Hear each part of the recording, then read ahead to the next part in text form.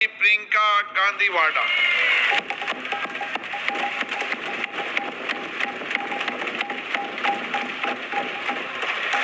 आदरणीय अध्यक्ष महोदय, मैं आपको धन्यवाद देना चाहती हूं कि इस महत्वपूर्ण मुद्दे पर आपने मुझे बोलने का मौका दिया।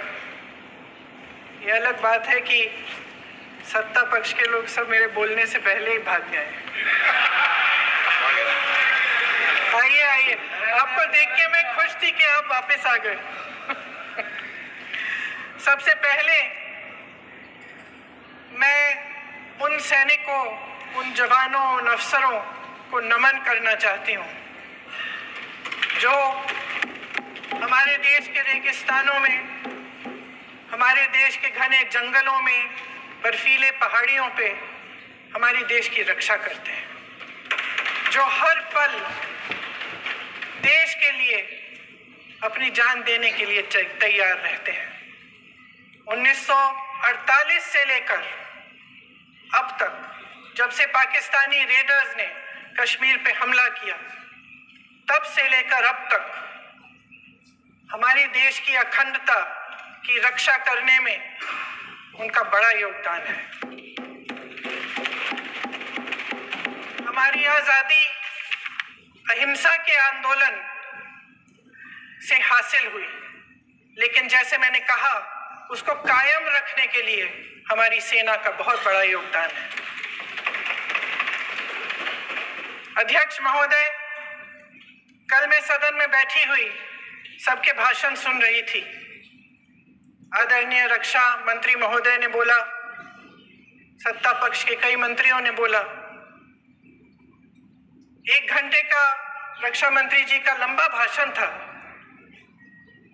सुनते सुनते एक बात मुझे बहुत खटक रही थी। उसके बाद जब दूसरे भाषण भी सुने आपके सत्ता पक्ष के, तब भी ये बात बार बार मेरे मन में आ रही थी कि सारी बातें कर ली, ऑपरेशन सिंदूर की बात कर ली, आतंकवाद की बात कर ली, देश की रक्षा की बात कर ली, इतिहास का पाठ भी पढ़ा दिया,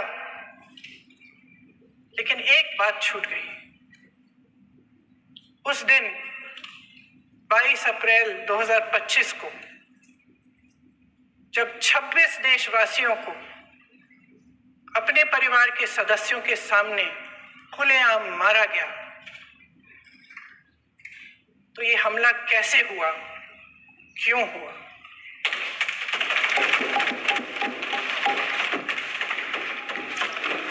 अध्यक्ष महोदय, ये लोग बैसारन वैली में, पहलगाम के पास कश्मीर में क्या कर रहे थे? आजकल पब्लिसिटी का दौर है, प्रचार का जमाना है।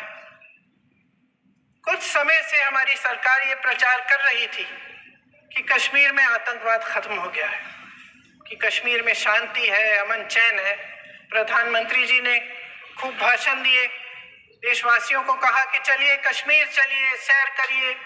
कई बार मैंने ये भी देखा मीडिया पर, टीवी पर, कि कश्मीर जाइए, जमीन खरीदिए, अब वहां अमन चैन है, शांति का वातावरण है। इसी बीच शुभम द्विवेदी, एक कानपुर के नौजवान, और उनके पूरे परिवार ने तय किया कि वो कश्मीर जाएंगे। शुभम द्विवेदी की 6 महीने पहले शादी हुई थी। उसकी पत्नी ने कहा कि उनके बीच एक ऐसा रिश्ता था, प्रेम और दोस्ती का ऐसा रिश्ता था कि वो एक दूसरे को बच्चों की तरह हंसाते थे। सोशल मीडिया पर एक वीडियो भी जारी है जिसमें पूरा परिवार एक साथ बैठा हुआ ताश खेल रहा है और ऐसे हंस रहे हैं कि उस वीडियो को देख के किसी का भी दिल टूट जाए कि इस परिवार को इस तरह से उजड़ने क्यों दिया हमने। 22 अप्रैल 2025 को बैसारन वैली में मौसम का मिजाज अच्छा था। जैसे हर रोज लगातार 1000 से 1500 लोग वहां पहुंचते थे, उसी तरह से उस दिन भी तमाम पर्यटक वहां पहुंचे। वहां का रास्ता आसान नहीं है अध्यक्ष महोदय जी, जंगल से जाना पड़ता है, पहाड़ों के बीच जाना पड़ता है, घोड़े से जाना पड़ता है। ये परिवार वहां पहुंचे, मौसम सुहाना था, उनके बच्चे ट्रैम्पोलिन पे खेल रहे थे, कोई जिपलाइन कर रहा था, कोई चाय पी रहा था, तो कोई कश्मीर की सुंदर वादियों की ठंडी हवा का मजा ले रहा था। शुभम अपनी पत्नी के साथ एक स्टॉल पे खड़े थे। तभी अचानक 4 आतंकवादी जंगल में से निकलते हैं और शुभम को वहीं अपनी पत्नी के सामने मार डालते हैं। उसके बाद वे वहां से पूरे वैली में 1 घंटे के लिए लोगों को चुन चुन कर मारते हैं। किसी के पति को अपनी पत्नी के आंखों के सामने, किसी के पिता को अपने बेटे के सामने, चुन चुन कर 26 लोगों को मार डालते हैं। शुभम की पत्नी घबराकर वहां से भागने की कोशिश करती है, अपनी जान बचाने के लिए जंगल की तरफ दौड़ती है। वहां पता चलता है कि तमाम लोग जंगल की तरफ दौड़े हैं और अपनी जान बचाने की कोशिश कर रहे हैं। कोई अपने बेटे का हाथ पकड़ के पहाड़ों पर घसीटता हुआ जा रहा है, कोई कश्मीरी घोड़े वालों और गाइडों की मदद लेते हुए चले जा रहा है। कोई रास्ता नहीं है, कोई तरीका नहीं है, लेकिन किसी न किसी तरह से शुभम की पत्नी के शब्दों में किसी ऐसी शक्ति ने हमको बचा कर रखा कि हमें किसी न किसी तरह से हम अकेले नीचे पहुंचे। और मैं उनके लफ्ज पढ़ना चाहती हूं, क्योंकि उन्होंने कहा कि इस पूरे समय जब 1 घंटे के लिए चुन चुन कर भारतीय नागरिकों को मारा जा रहा था, इस पूरे समय उसे एक सुरक्षाकर्मी नहीं दिखा, एक सैनिक नहीं दिखा।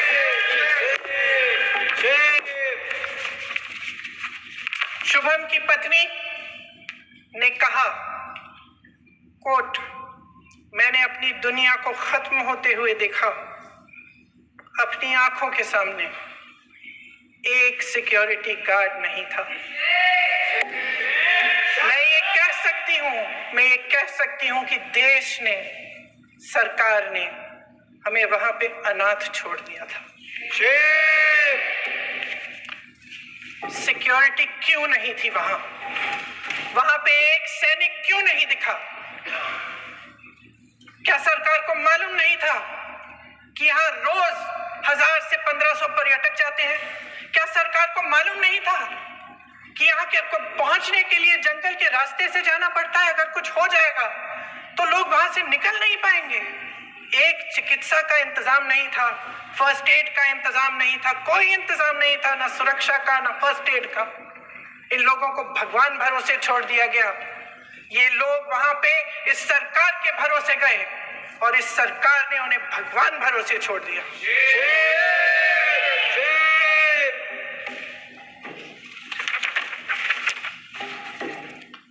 मैं पूछना चाहती हूँ, ये किसकी जिम्मेदारी थी?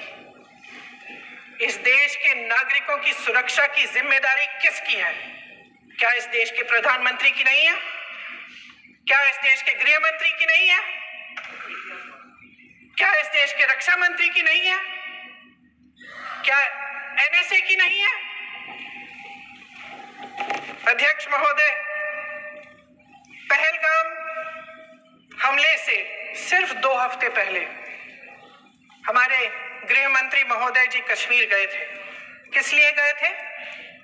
जो सुरक्षा की व्यवस्था है इसको देखने के लिए गए थे, इसको रिव्यू करने के लिए गए थे। और उन्होंने वहां कहा कि आतंकवाद पर विजय प्राप्त हुई है। ये 2 हफ्ते पहले है। 3 महीने बाद जेएनके के गवर्नर साहब एक आम इंटरव्यू में ऐसे ही चलते चलते कह देते हैं कि हाँ, बेसारन वैली में बहुत लापरवाही हुई और इसके लिए मैं जिम्मेदारी लेता हूं। ऐसे ही चलते चलते, और वो बात होती है, खत्म भी वहां होती है और वहीं खत्म हो जाती है। उनसे जिम्मेदारी ली भी नहीं जाती, कोई सवाल नहीं उठाता, कोई जवाब नहीं देता। अध्यक्ष महोदय, उस हमले की जिम्मेदारी एक आतंकवादी गुट जिसका नाम टीआरएफ है थोड़े दिनों बाद लेती है। कौन है ये टीआरएफ? 2019 में ये गुट बना।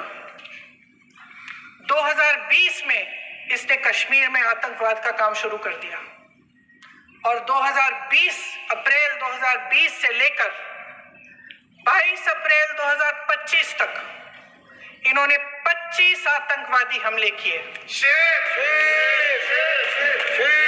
गृह मंत्री महोदय ने जब यूपीए सरकार के समय के आतंकवादी हमले गिने तो लगभग 25 गिनवाए थे अभी अपने भाषण में।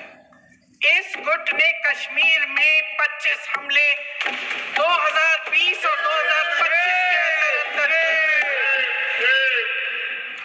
एक पूरी लिस्ट है इन हमलों की। मेरे पास इतना समय नहीं है इसलिए मैं एक एक को नहीं पढ़ना चाहती, लेकिन मैं इतना कहूंगी कि इनमें रियासी का हमला भी था 2024 का, जिसमें 9 लोग मारे गए और 41 लोग घायल हुए। कुल मिलाकर 2020 से लेकर 22 अप्रैल 2025 तक टीआरएफ ने 41 सेना और सुरक्षा कर्मियों की हत्या की, 27 सिविलियन की हत्या की और 54 लोगों को घायल किया। भारत सरकार ने टीआरएफ को आतंकवादी संगठन का दर्जा कब दिया?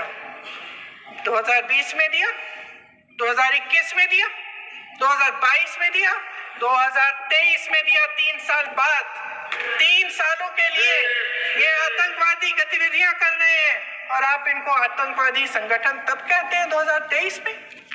इसकी क्या वजह थी? ये सब सरकार के संज्ञान में था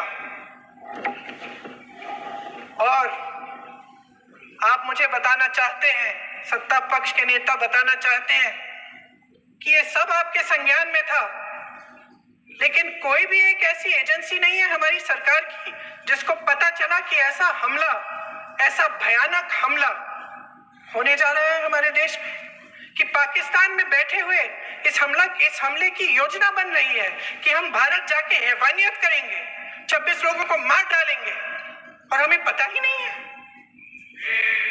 क्या ये हमारी एजेंसियों की विफलता है कि नहीं है? ये बहुत बड़ी विफलता है, एक बहुत बड़ी विफलता है। जानते थे कि ये गुट है, जानते थे कि 5 सालों से ये आतंकवादी हमले कर रहा है, अध्यापकों को मारा, आर्मी के बड़े बड़े अफसरों को मारा, आम जनता को मार डाला, पुलिस वालों को मार डाला और आप इन पे निगरानी नहीं रख रहे थे।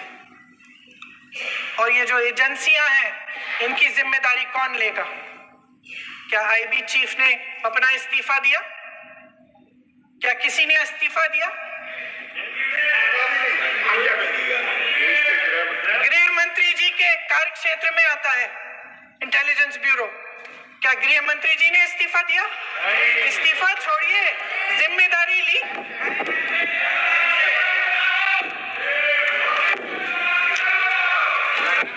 साहब देखिए, इतिहास की बात आप करिए, मैं वर्तमान की बात करना चाहती हूँ।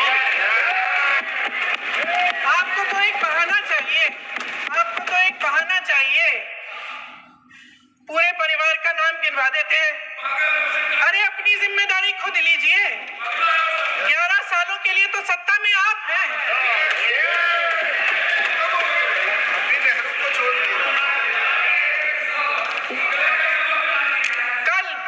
कल माननीय गौरव गोगोई जी ने अपने भाषण में पूछा गृह मंत्री जी से, क्या आपकी जिम्मेदारी नहीं थी? मैं देख रही थी। राजनाथ जी, रक्षा मंत्री जी यूं यूं अपना सर हिला रहे थे, कुछ बोले नहीं। अंदर से महसूस हुआ होगा कि यहाँ कुछ जिम्मेदारी थी, लेकिन माननीय गृह मंत्री महोदय जी हंस रहे थे, वे हंस रहे थे।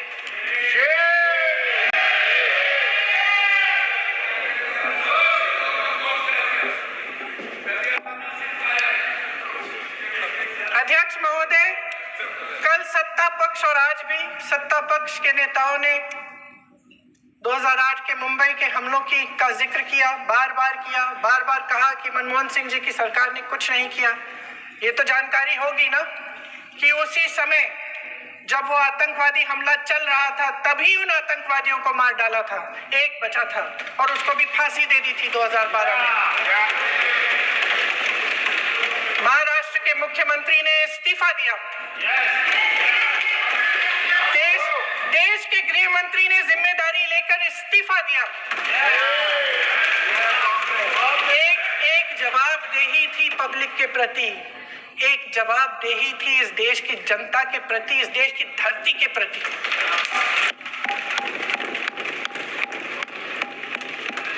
राजनाथ जी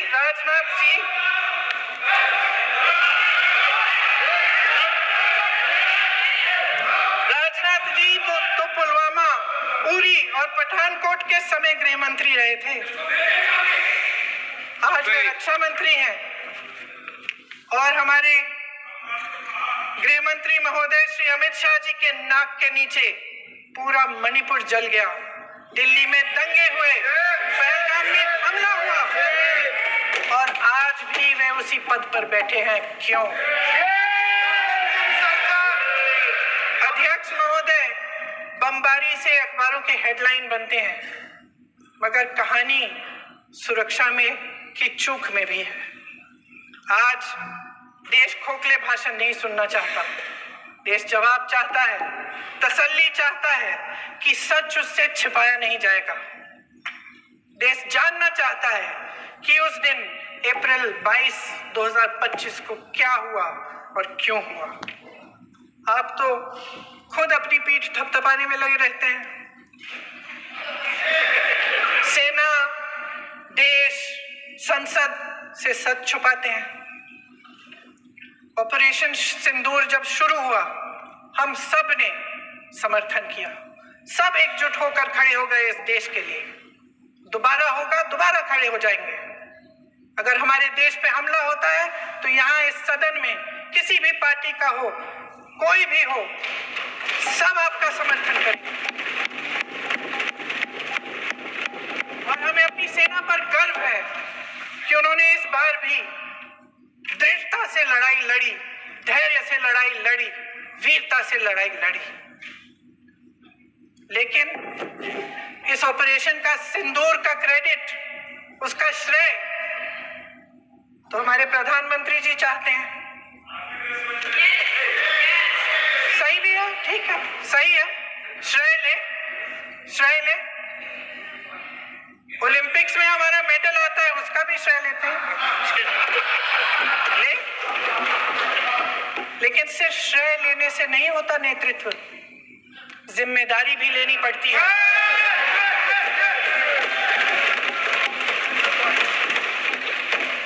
देश के इतिहास में ये पहली बार हुआ,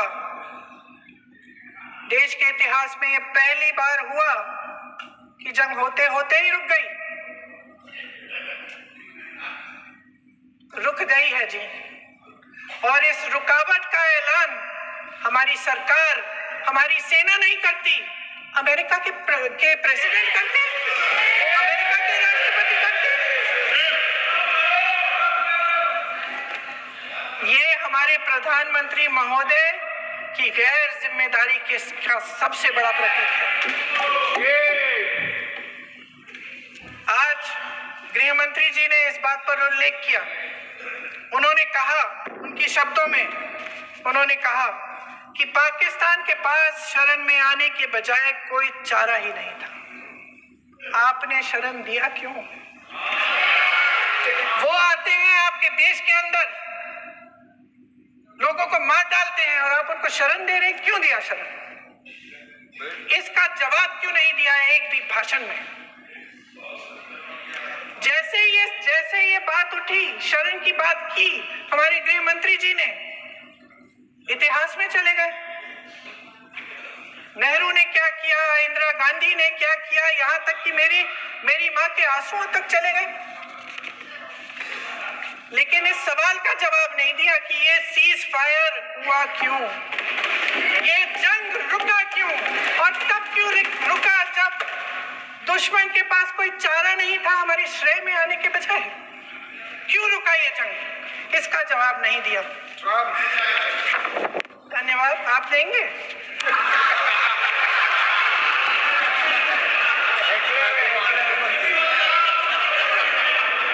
देना भाई देना, आपको टाइम मिलेगा तो। टाइम नहीं मिलेगा आपको शायद।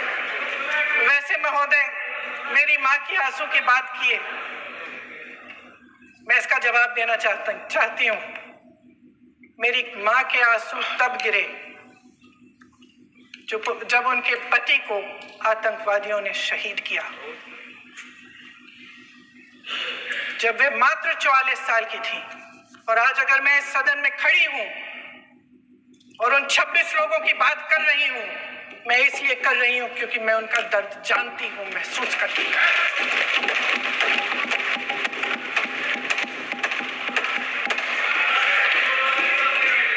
अध्यक्ष महोदय, मैंने कहा कि देश का नेतृत्व सिर्फ उपलब्धियों का श्रेय लेने से मजबूत नहीं होता।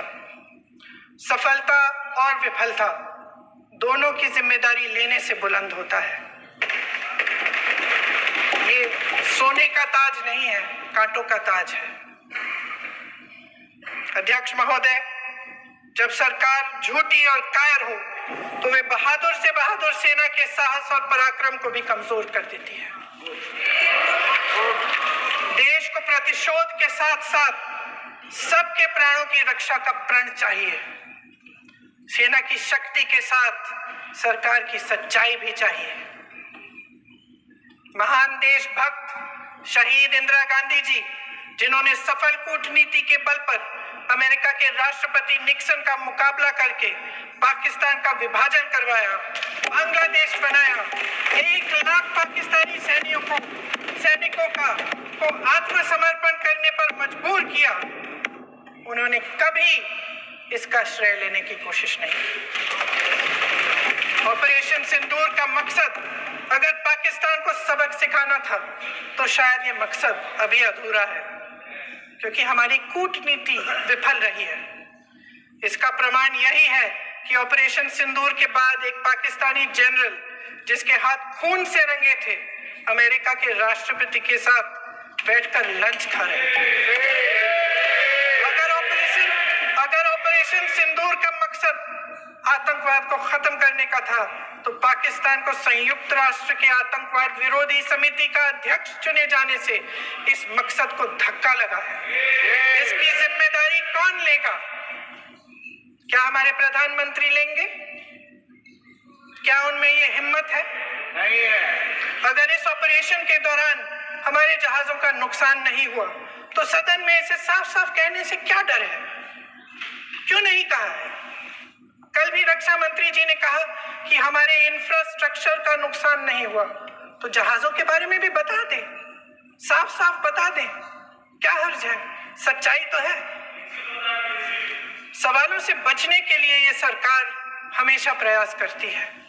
इसकी राजनीतिक कायरता बेमिसाल है।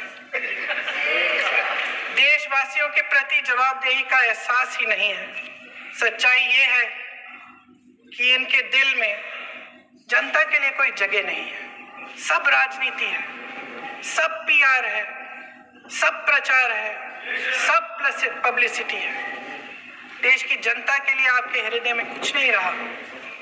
बहुत समय हो गया है आप इस प्रचार में ही लिप्त हैं, जनता को देख नहीं पा रहे हैं। जी मानिए। जो पहलगाम में हुआ, खत्म करती हूँ, जो पहलगाम में हुआ उससे हर एक देशवासी के दिल पे चोट पहुंची है। हिमांशी नारवाल की गुहार ने हम सबको शर्मिंदा किया है। इसीलिए मैं आज यहाँ खड़े हुए एक आखिरी बात करना चाहती हूँ।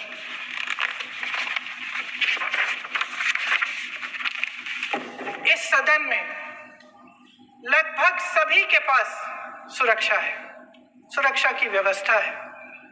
हम जहां भी जाते हैं हमारे साथ सुरक्षा कर्मी आते हैं। आपको भी मिल जाएगी, आप मंत्री बन जाएंगे, आपको भी मिल जाएगी। मैं मजाक की बात नहीं कर रही हूँ, थोड़ा सा धैर्य रखिए।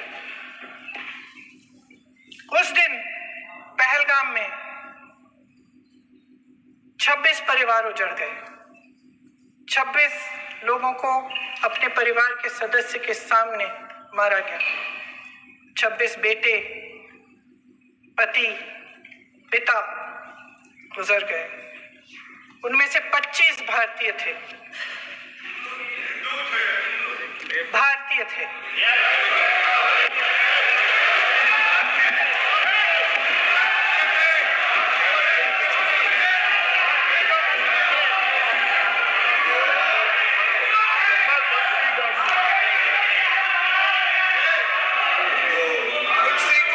जितने भी लोग बैसारन वैली में थे और जो 25 भारतीय मारे गए, उनके लिए कोई सुरक्षा नहीं थी, कोई सुरक्षा नहीं थी। आप कितनी भी ऑपरेशन कर डालें, आप इस सच्चाई के पीछे छुप नहीं सकते, इसे नकार नहीं सकते। आपने उनको सुरक्षित नहीं किया।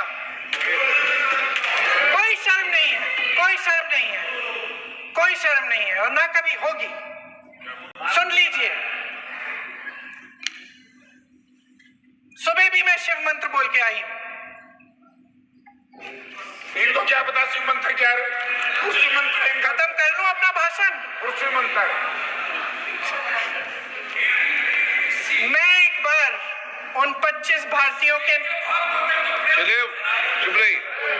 मैं एक बार उन 25 भारतीयों के नाम इस सदन में पढ़ना चाहती हूं, ताकि यहां बैठे हर सदस्य को यह एहसास हो कि वे भी हमारी तरह इंसान थे, किसी राजनीतिक बिसात के मोहरे नहीं थे। वे भी इस देश के बेटे थे, वे भी इस देश के शहीद हैं। उनके परिजनों के प्रति हम सब की जवाबदेही बनती है।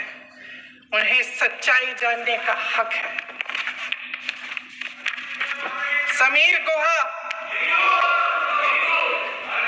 भारतीय, विट्टन अधिकारी, मनीष रंजन, हेमंत सुहास जोशी, विनय नारवाल, सुशील नाथानियल, अतुल श्रीकांत मोने, सैयद आदिल हुसैन शाह, नीरज वानी, रामचंद्रन, संजय लक्ष्मण लेले,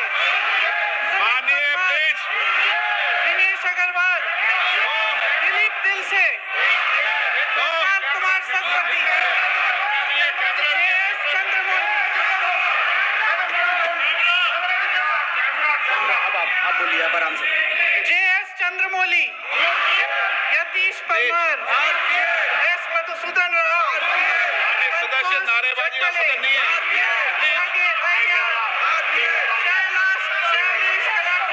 ये तरीका ठीक नहीं है आपका। मंजुनाथ राव, कौस्तभ कनबोटे, शुभम द्विवेदी,